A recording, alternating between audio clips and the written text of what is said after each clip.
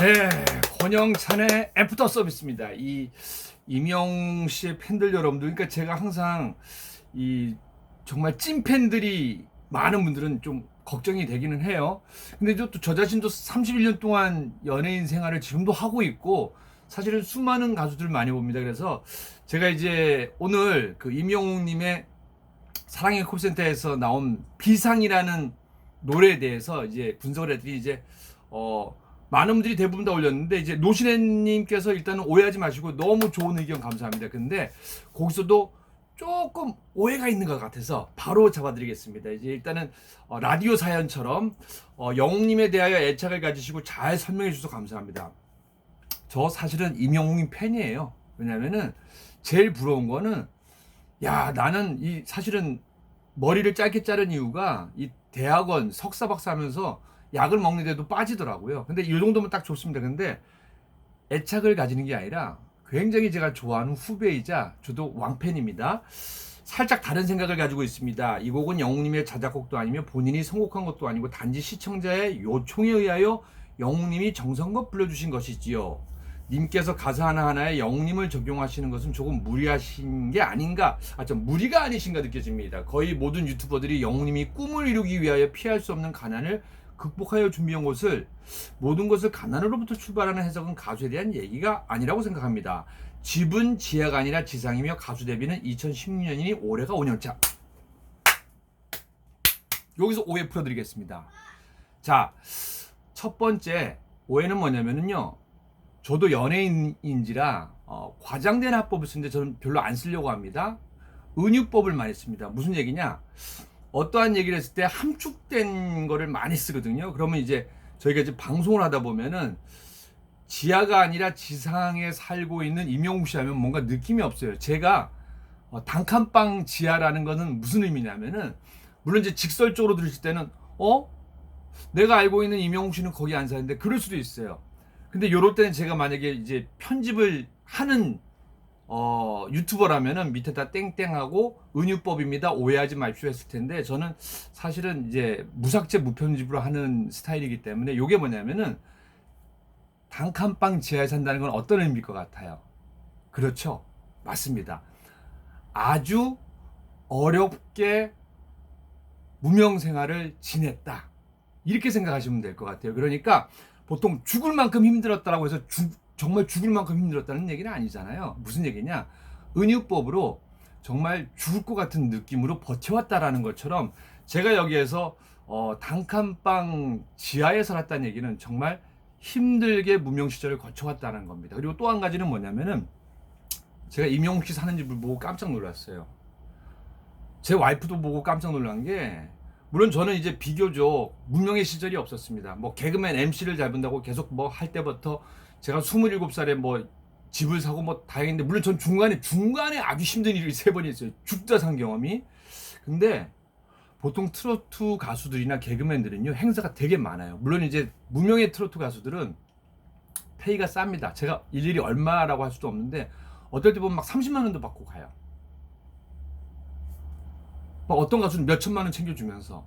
근데 그래도 트로트 가수분들은 행사가 많은데 이 친구는 그럼 성향상 되게 조용조용하고 막 어떤 무명 가수들 막 들이대요. 형님 행사 하나 주십시오. 죽겠습니다. 막 하고 막 여기저기 전화도 하는데 제가 봤을 때 방송으로 본 영웅 씨의 성향은 좀 조용조용하고 힘들건 좀 이겨내는 스타일인 것 같아요. 무슨 얘기냐? 다시 한번 잡아드립니다. 제가 권영찬이 말하는 거는 단칸방 지하에 산다는 거는 그만큼 힘든 시절을 살았고 제가 그 방송화면 나오는 거 봤어요. 울컥했어요. 왜냐면 어느 정도 연차가 있는 가수들은 그래도 정말 행사를 많이 뛰다 보면 그래도 집 먼저 벗어나려고 해요. 왜냐면은 방송팀에서 언제 올지 모르는 거거든요. 꿈을 꾸는 거거든요. 그러다 보니까 뭐 이렇게 너무 단촐하게 살았어요. 그래서 제가 얘기하는 여기서 오해를 바로잡는다는 거는 단칸방 지하라는 거는 그만큼 힘든 시절을 겪었다. 그리고 데뷔는 2016년이 올해가 5년차. 요거 오해 잡아드립니다. 무슨 얘기냐? 2016년에 데뷔한 건 맞아요. 제가 저기 첫 편을 올렸을 적에 2016년 판타스틱 듀오라고 SBS에서 처음 나갔는데 그때 뭐라고 나오냐면요. 홍대 트로트 왕자라고 해서 워낙 주목을 받았어요. 근데 그 기사가 첫 기사예요. 그러니까 네이버에 임영웅 치면 다른 연출자 이름이 많이 나. 그래서 가수 임영웅 치고 오래된 뉴스를 쳐보잖아요. 그러면 2016년 기사가 딱 나와요. 2월에 처음 시작했어요. 그런데 거기에 뭐라고 나오냐면요.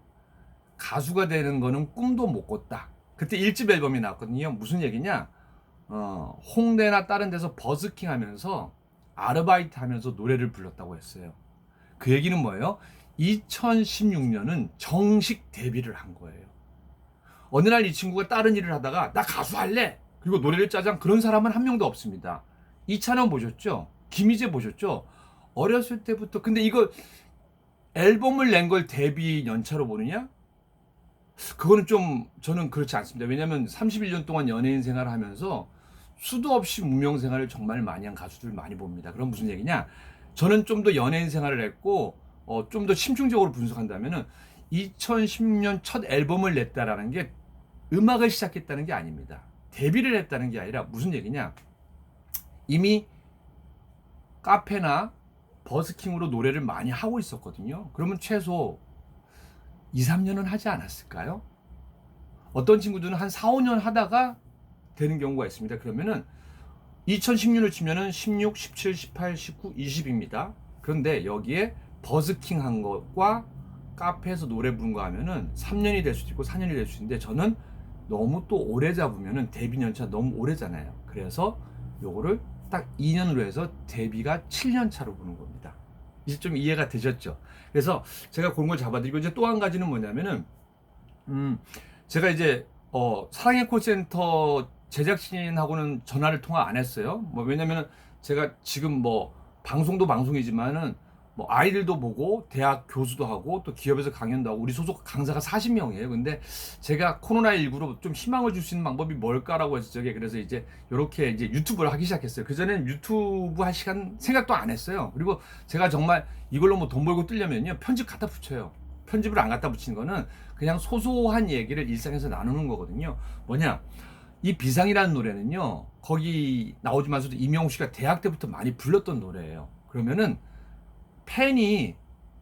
팬이거든요. 그 전화하신 분도. 그러면은 그냥 무작정 없던 노래를 자기가 좋아하는 거를 부르지는 않아요. 시키지는 않아요.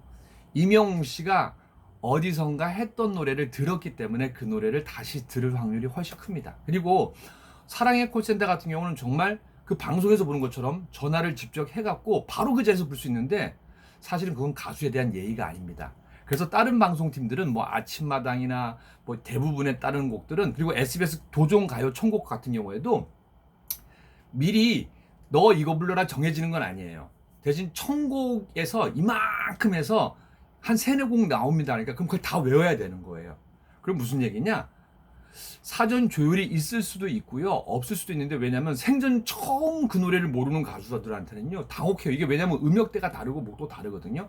그러면은 대부분 그런 노래를 원하는 것도 사실은 그분이 시청자라기보다는 우리 노 선생님과 같은 정말 왕팬이고 찐팬이에요. 그러다 보니까 임영웅 씨가 어떤 노래를 잘 부른지 다 알고 있는 거예요. 그리고 이제 또 한 가지 요게 뭐냐? 최선을 다했다고 하는데 이것도 오해를 좀 풀어드리겠습니다. 무슨 얘기냐?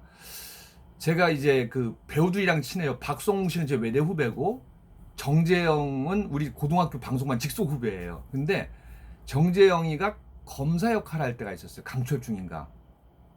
그때 2년 동안 얘 만나면 안 되겠다. 왜냐면은 어느 날 얘가 검사같이 행동해요. 그 배우의 잘못이 아니라 모든 배우들은 자기 역에 빠집니다. 그리고 박성웅이가 신세계에서 건달 역할 한 적이 있었는데 나 건달만 나는 줄 알았어요. 그럼 무슨 얘기냐? 임영웅 씨나 영탁 씨나 이찬원 씨나 모든 가수들은요. 한 곡 한 곡 노래를 부를 때 짧은 3분에서 4분이지만 왜 그들이 노래를 부를 때 우리가 우냐면요. 사실은 그분이 그걸 푹 빠져서 그게 되는 거예요. 그래서 비상이 되려면은 그 노래를 부른 임재범 씨나 그 노래를 모든 부른 가수들은요. 그 비상이 되지 않고는 절대로 감동을 줄 수가 없습니다. 그러니까 어떤 가수들은요, 한국 끝나면 막 엉엉엉엉 우는 가수들도 저는 많이 봤어요. 왜냐면 같이 행사를 다녀보니까요. 그래서 그런 좀 오해가 있지 않을까라는 생각. 왜냐면은 저는 31년 차 연예인에다 상담 심리학 석사 박사를 공부하고 또 지금 현재 연예인으로 뛰고 있는 현역이잖아요. 근데 아마 우리 노 선생님께서는 아마 또 다른 분들도 얘기해요. 데뷔는 2016년입니다. 데뷔가 2016년이고 제가 얘기하는 거는 가수를 그러니까 버스킹부터 했던 거는 아마 저는 좀 더 됐다고 생각해요. 그래서 그걸 좀 정리해서 2년을 더 붙여서 저는 이제 7년 차 가수라고 얘기를 하는 거거든요. 왜냐면 어느 날 띵 하고 하지는 않고 계속 더 했을 거예요.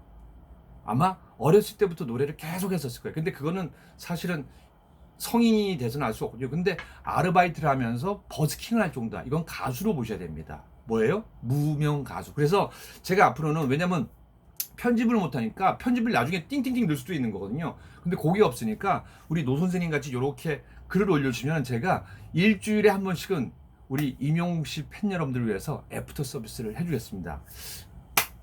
요거 좀 미는데, 방송에서 했어요. 근데 전 방송에서 이제 이런 거 못해요. 왜냐면 상담 심리학 박사로 나가고 뭐 교수로 나가고 가끔 개그맨으로 나가더라도 시청자 입장에 대해서 웃기기만 해야 되는 거거든요. 그래서 여러분들 오해 없기를 바라고, 저도 사실 임영웅 씨 왕팬입니다. 그리고 저 이거 말고 많이 벌어요. 수입 짭짤하고요. 그리고 자랑난 척하는 게 아니라 수입의 4분의 1, 5분의 1을 기부하는 사람이거든요.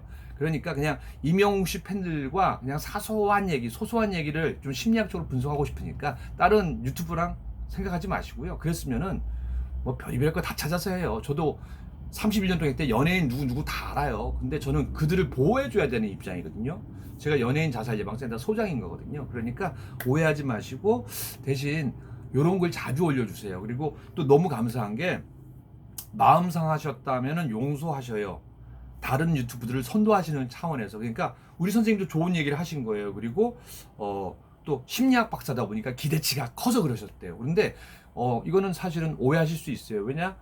2016년부터 데뷔를 했다고 그렇게 알고 계신데 저희들은, 왜냐면 그 뒷배경도 다 듣거든요. 왜냐면은 우리 DK 소울 김동규, 임영웅, 뭐 영탁이 수많은 가수들 같은 축구도 다 하고요. 이미 미리부터 다 친했던 사람들이 대부분이거든요. 그러니까 언제부터 쟤 어디서 뭐 했다 그렇게 따지면은 DK 소울 김동규나 영탁이나 그 친구들은요 고등학교 때부터 음악했거든요. 근데 이 데뷔 연차를 이 음반을 일면냈다라기보다는 좀 더 좀 넉넉하게 봐주시는 것도 좋을 것 같고요. 근데 우리 선생님 말도 맞는 말입니다. 데뷔 연차부터 시작했다라면은, 그러니까 그거는 좀 오해 없기를 바라면서 예쁘게 봐주세요. 왜냐?